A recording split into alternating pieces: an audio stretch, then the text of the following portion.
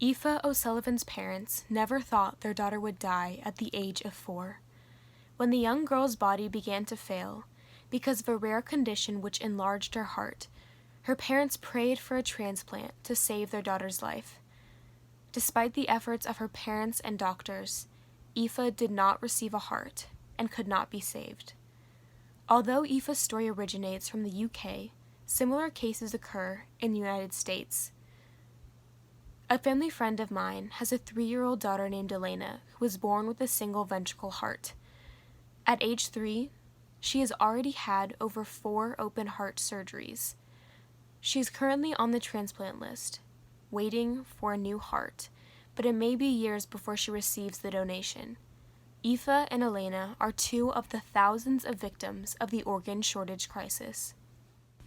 22 people in the U.S. die each day waiting for a transplant, and every 10 minutes, the transplant list grows as another patient's organs begin to fail.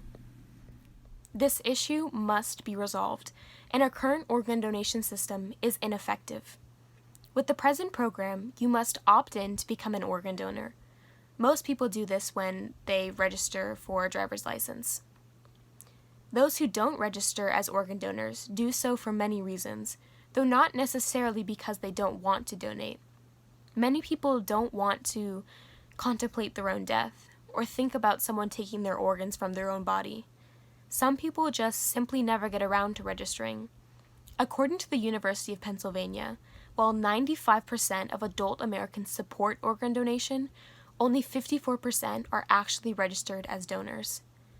I believe that the United States should adopt a presumed consent, or opt-out, system as an alternative to the current donation method. In a presumed consent system, the organs of adult citizens are automatically donated at time of death, unless an individual specifically requests in writing that their organs not be donated. This removes the person from the organ donation registry, no questions asked. This system automatically increases the supply of available organs for transplant. Spain uses an opt-out system, and they have been the world leader in organ donation for 27 years, with the donation rate almost twice that of the United States. A presumed consent system also produces the greatest happiness for the greatest number of people, which, by John Mill's philosophical belief of utilitarianism, means that this system is ethical and just. More people's lives can be saved because of the increase in the supply of available organs, and no one has to give up her right to choose how her body is treated after death. Those who oppose the system and claim that it revokes a person's independence by presuming consent for organ donation might liken it to a society like Gilead, which also functions on a presumption that women will willingly bear children. This comparison is faulty, however, because a presumed consent system grants people the freedom to choose what to do with their own bodies by giving them the choice to opt out, which is in stark contrast to the lives of the women in Gilead. It's obvious that our current donation system is not working, and I believe that the United States has an obligation to fix its policies before the organ shortage crisis worsens.